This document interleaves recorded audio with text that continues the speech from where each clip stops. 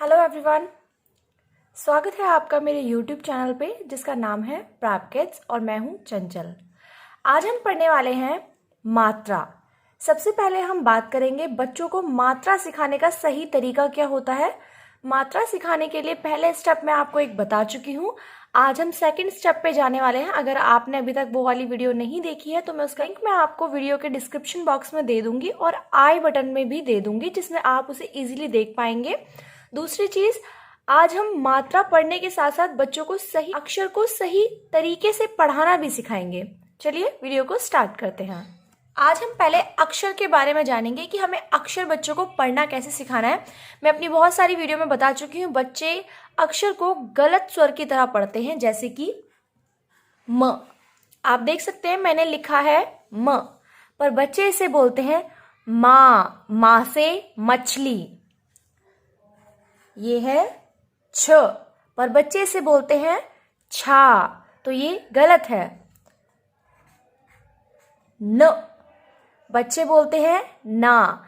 यही हमारी छोटी छोटी चीजें हैं जो हमें अपने बच्चों को सही करानी होती है, नहीं तो फिर उसको पढ़ने का जो तरीका है, यानी कि अक्षर का जो स्वर है, वही अगर बच्चा गलत पढ़ेगा, बच्चा मात्रा को भी ठीक से नहीं पढ़ पाएगा और ना ही उसका स्वर अच्छे से निकाल पाएगा।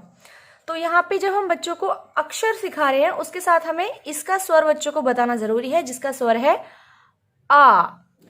तो जैसे कि अब आप देख सकते हैं मैंने लिखा है क प्लस आ की मात्रा, तो इसका स्वर बनेगा क आ का। ज आ जा। म आ मा। ख आ ख। यही छोटे छोटे स्टेप्स होते हैं जो बच्चों को क्लियर करने पड़ते हैं। उसके बाद वो बहुत ही फ्लुएंसी के साथ बच्चे अक्षरों को पढ़ पाते हैं। बहुत ही अच्छे स्वर के साथ बच्चे अक्षरों को पढ़ पाते हैं। अब हम बात करेंगे अपने सेकंड स्टेप के बारे में। तो जब हम बच्चों को अक्षर के साथ स्वर निकालना सिखाते हैं तो हमारा सेकंड स्टेप होता है बच्चों को ऐसे अक्षरों को पढ़ाएं जिसका वो स्वर आसानी से निकाल सके। जैसे कि आपने सुना होगा, इंग्लिश में हम बच्चों को कराते हैं rhyming words like cat, rat, mat. ऐसे वर्ड कराए जाते हैं पहले बच्चों को जब बच्चे सीख रहे होते हैं, जो जिनका जो साउंड होता है पीछे का थोड़ा सिमिलर होता है। जैसे कि कैट में है एट, रैट में भी एट है और मैट में भी। तो जहां पीछे के साउंड्स थोड़े सिमिलर होते हैं, बच्चों को पढ़ने में वो आसानी होती है।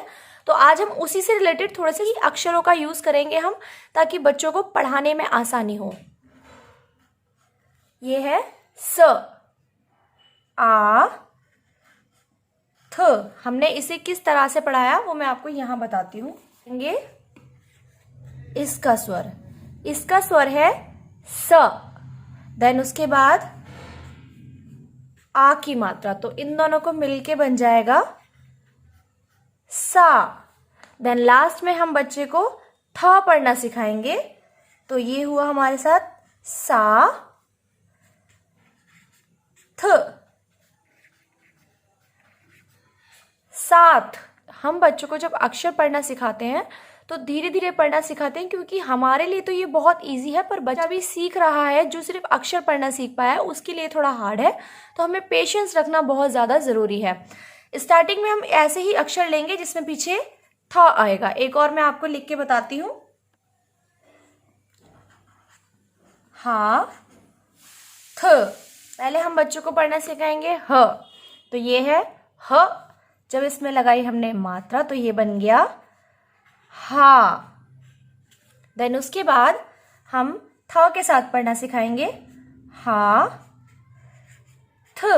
तो ये बन गया हाथ। पहले हम बच्चों को शब्द के साथ मात्रा को पढ़ना सिखाएंगे। अगर बच्चे को शब्द के साथ मात्रा का स्वर निकालना नहीं आएगा तो वो दूसरे शब्द को नहीं पढ़ पाएगा। इसीलिए हम बच्चों को पहले ही करेक्ट करते हैं कि जब उसके साथ मात्रा नहीं लगी है तो उसे सिर्फ छोटे स्वर के साथ बोले, जैसे कि स, म, क, ना कि सा, मा, का। हमें इस चीज का ध्यान रखना है। जैसे कि मैंने आपको ये दो अक्षर पढ़ाए हैं, इसी से रिलेटेड मैं आपको दो अक्षर और बताती हूँ जिसके पीछे के अक्षर सेम होंगे और सुनने में स्वर भी सेम आएगा। आ, ज, का, ज। तो ये पढ़ना बच्चों के लिए इजी है, क्योंकि आगे का बच्चों को स्वर निकालना है, देन पीछे का सेम हो जाएगा, तो ये बच्चों के लिए थोड़ा इजी होगा। तो ये बच्चों को पढ़ने में थोड़ा आसान होगा, क्योंकि पीछे के स्वर जब सिमिलर होते हैं तो बच्चों को पढ़ने में आसानी होती है। जैसे कि ब जा। यहाँ पे फिर से बच्चों को करेक्ट करने के लिए चीज है, बच्चे को आगे वाले अक्षर पे आपको नोटिस कराना है कि मात्रा नहीं लगाई है, तो ये है ब, ना कि बा। तो ये है ब जा, ब जा। तो इसी तरीके से सिमिलर है स जा, ब जा, स जा, ब जा, स जा। जब हमारा बच्चा अच्छे से अभी मात्राओं को नहीं पढ़ पाया तो हम कोशिश करेंगे छोटे छोटी मात्राओं के साथ उसे पढ़ाएं, जैसे कि ला ई, ला ई, ला ई। ये बच्चे के लिए इजी है। उसी तरीके से सिमिलर है आ ई, आ ई, भा ई, भा ई। ऐसे अगर हम शब्द बच्चों को पढ़ाएंगे तो बच्चे को पढ़ने में आसानी होगी। सबसे ये बच्चों को सिखाने का सिंपल सा रूल है, आपको बच्चे को पहले ही करेक्ट करना है। जब उसके साथ मात्रा नहीं लगी है तो आपको उसे छोटा बोलना है, देन जब मात्रा लगी है तो आपको उसका स्वर बड़ा निकालना है। ये बच्चों के लिए बहुत ईजी है अगर आप बच्चे को ये चीज पहले ही क्लियर की जाए तो। देन सेकेंड है का ल, काल। ला ल, लाल। छ ल, छाल। आपने देखा होगा इन सारे अक्षरों के पीछे है ई और यहाँ है ल ल। तो ये बच्चों को पढ़ाना इजी है। देन मैं आपको और अक्षर बताती हूँ। और जब हमारे बच्चे सिंगल वाली मात्रा पढ़ने लग जाते हैं, यानी कि आपके शब्द के साथ एक मात्रा को पढ़ने लग जाते हैं, तो हम कोशिश करते हैं अक्षरों की गिनती बढ़ाएं ताकि बच्चों को समझ में आ रहा है या नहीं समझ में आ रहा है वो भी हम चेक कर सकें। जैसे कि मैं आपको बताती हूँ, ये है रा घ व।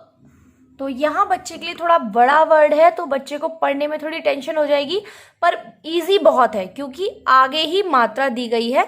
बच्चों को पीछे के कंपैरिजन आगे की मात्रा को पढ़ना आसान होता है क्योंकि वो स्टार्टिंग से उनके माइंड सेट होते हैं कि उनको बड़ा बोलना है पहले ही। तो ये है रा घव, रा घव। जब बच्चा मात्रा नहीं पढ़ पा रहा है, यानी कि अक्षरों को जोड़ नहीं पा रहा है, तो आप उसे तोड़ तोड़ के पढ़ना सिखाइए, क्योंकि बच्चे को स्टार्टिंग में हम इसी तरीके से सिखाते हैं तो ये उनके लिए इजी होता है।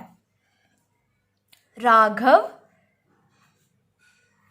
स र ला। तो जैसे कि अगर हम कंपेयर करें इसमें, तो यहाँ आगे है, यहाँ पीछे मात्रा है, तो स र, सर, ला। इस तरीके से अगर आप बच्चे को पढ़ना सिखाएंगे तो बच्चा इजीली सीख जाएगा। पर कोशिश कीजिए इनके कंपैरिजन आप पहले इस तरह से वर्ड सिखाएं बच्चों को, तो ये बच्चे के लिए इजी होंगे। आई होप आप इसके थ्रू बच्चों को इजीली पढ़ा पाएंगे।